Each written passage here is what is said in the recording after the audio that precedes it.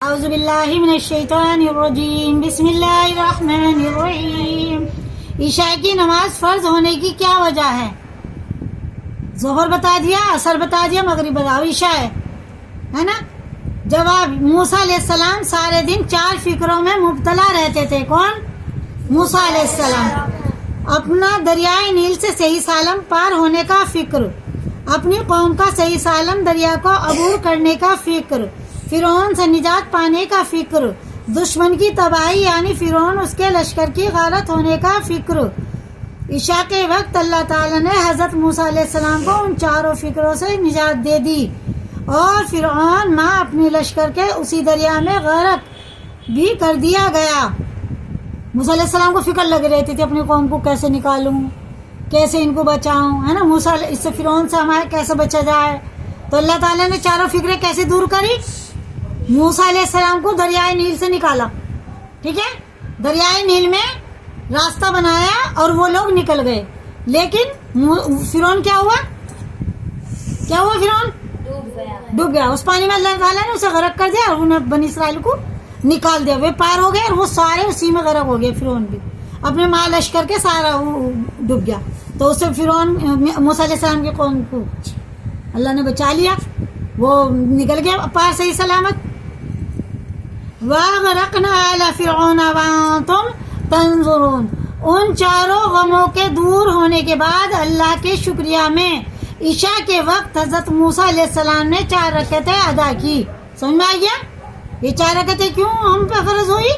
کیونکہ یہ موسیٰ علیہ السلام نے بھی پڑھی تھی، ٹھیک ہے نا۔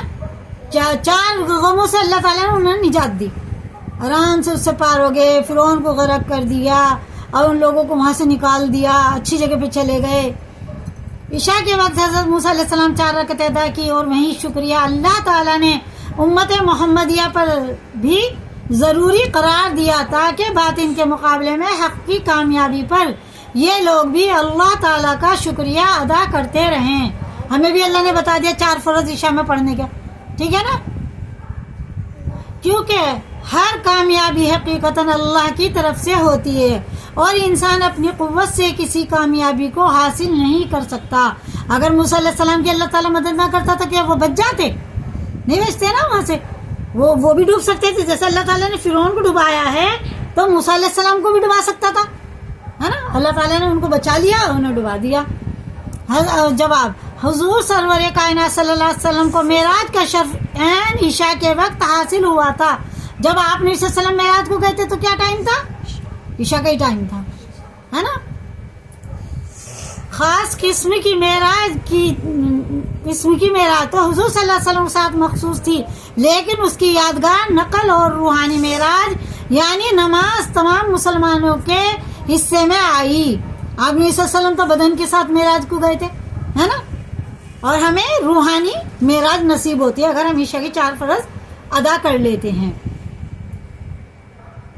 روحانی معراج یعنی نماز تمام مسلمانوں کے حصے میں آئی، اس لیے اصل اور نقل میں مناسبت کے لیے روحانی معراج کے لیے بھی عشاء کا وقت مقرر ہوا، کیونکہ اول تو مبارک اعمال کے اوقات بھی بابرکت ہوتے ہیں، دوسرے وقت کے مطابق کی وجہ سے پوری یادگار بھی قائم رہتی ہے کہ یاد آ جاتا ہے ہمیں آپ نے صلی اللہ علیہ وسلم معراج کو گئے تھے، ہے نا، تو ہم بھی لا نماز پڑھیں اور معراج کا ثواب حاصل کریں، ہے نا۔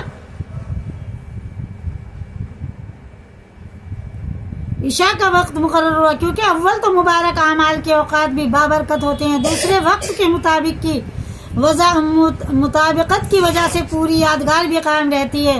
آن حضرت صلی اللہ علیہ وسلم عشاء کے وقت آسمانوں پر تشریف لے گئے۔ کس ٹائم گئے آپ نے صلی اللہ علیہ وسلم آسمانوں پہ؟ عشاء کے وقت۔ جب آپ نے صلی اللہ علیہ وسلم کا نام مبارک آئے تو چھوٹا سا درود شریف صلی اللہ علیہ وسلم ضرور بولا کرو، ٹھیک ہے نا۔ تو آپ نے صلی اللہ علیہ وسلم کب گئے تھے معراج کو؟ عشاء کے ٹائم، ہے نا، عشاء کا ٹائم ہو رہا تھا، تشریف لے گئے۔ وہاں پہنچ کر اللہ تعالیٰ سے کیا کی؟ ملاقات کی۔ کس نے؟ آپ نے صلی اللہ علیہ وسلم نے۔ اور آپ کی امت بجائے آسمانوں کے مسجدوں میں پہنچ کر اپنے رب کی زیارت سے روحانی طور پر شرف اندوز ہوتی ہیں۔ آپ نے صلی اللہ علیہ وسلم تو اللہ کے پاس گئے تھے، معراج میں اللہ نے اپنے پاس بلایا تھا، لیکن ہم لوگ کہاں جاتے ہیں؟ جنس لوگ کہاں جاتے ہیں؟ مسجد میں، وہ بھی تو اللہ کا گھر ہے نا، تو اللہ سے ملنے کے لیے جاتے ہیں، عشاء میں الصلاۃ معراج المومنین، حدیث شریف کا مفہوم ہے نماز مومن کی معراج ہے. جو کوئی نماز پڑھتا ہے اسے اتنا ثواب ملتا ہے جیسے معراج کی سیر کری ہو روحانی طور پر. جب آپ چاروں نمازوں کے اوقات ایسے ہیں کہ ان میں غیر مذاہب کے افراد غیر اللہ کی عبادت بندگی اور پوجا کرتے ہیں. 4 ٹائم تو ایسا ہے، صبح کو بھی ہندو لوگ پوجا کرتے ہیں، غیر مسلم پوجا کرتے ہیں نا، اور دوپہر میں بھی کرتے ہیں، کبھی بھی کر سکتے ہیں وہ لوگ. لیکن عشاء ایسا ٹائم ہے اس میں کوئی کسی کی پوجا نہیں کرتا، صرف اللہ کی عبادت ہم لوگ کرتے ہیں، پوجا کرتے ہیں. اور مسلمانوں کے لیے عشاء کا وقت مخصوص ہے. اس وقت میں ہر شخص چاہے وہ کسی مذہب سے تعلق رکھنے والا ہو، کھانے پینے سونے تمام اور تماشا وغیرہ کے علاوہ خدا کی عبادت اس کی بندگی.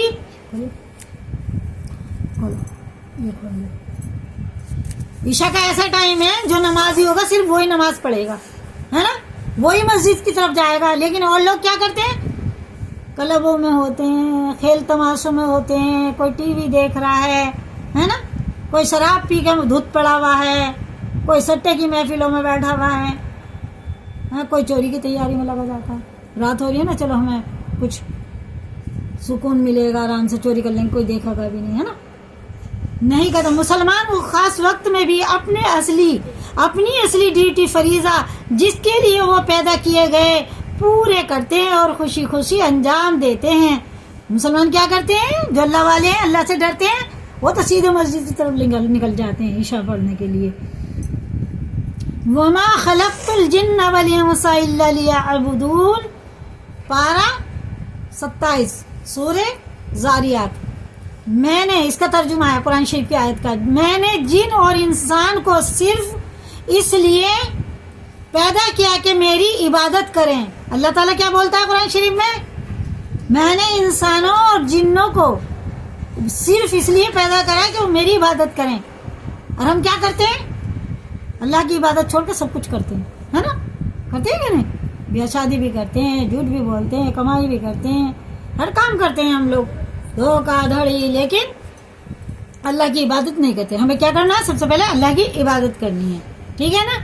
صبح اٹھے فجر پڑھیں، دوپہر کو ظہر، پھر عصر، مغرب اپنے ٹائم پہ پڑھیں، اور عشاء بھی پڑھ کے انشاءاللہ سوئیں. مسلم شریف میں ایک حدیث نقل کی گئی جس کا ماحصل اور مطلب یہ ہے کہ ایک دفعہ رسول اللہ صلی اللہ علیہ وسلم کو عشاء کی نماز میں گھر سے تشریف لانے میں دیر ہو گئی. آپ نے صلی اللہ علیہ وسلم گھر سے تھوڑی دیر سے گئے مسجد میں، جماعت کے ساتھ نماز پڑھنے آئے تھے. وہ دیر کی وجہ سے اونگنے لگے، ایسے بیٹھے بیٹھے سونے لگے، ایسے ہونے لگے.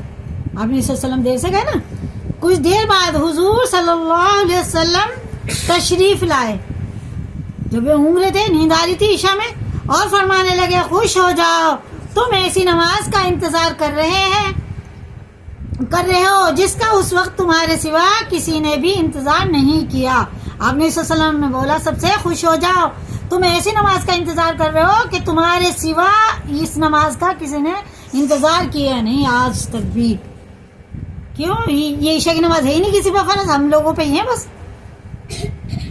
مسلم شریف کی حدیث ہے، فرمایا رسول اللہ صلی اللہ علیہ وسلم نے منافقین پر عشاء اور فجر کی نماز سے زیادہ کوئی نماز بھی بھاری نہیں ہے. منافق کون ہوتے ہیں؟ کہنے کو تو مسلمان ہوتے ہیں لیکن ان کے کام مسلمانوں کے نہیں ہوتے.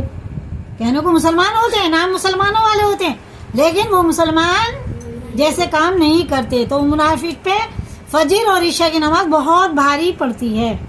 کوئی نماز بھی بھاری نہیں. اگر ان کو معلوم ہو جائے کہ ان نمازوں کا کتنا بڑا ثواب ہے تو وہ لوگ پنڈلیوں اور گھٹنوں کے بل چل کر آئیں.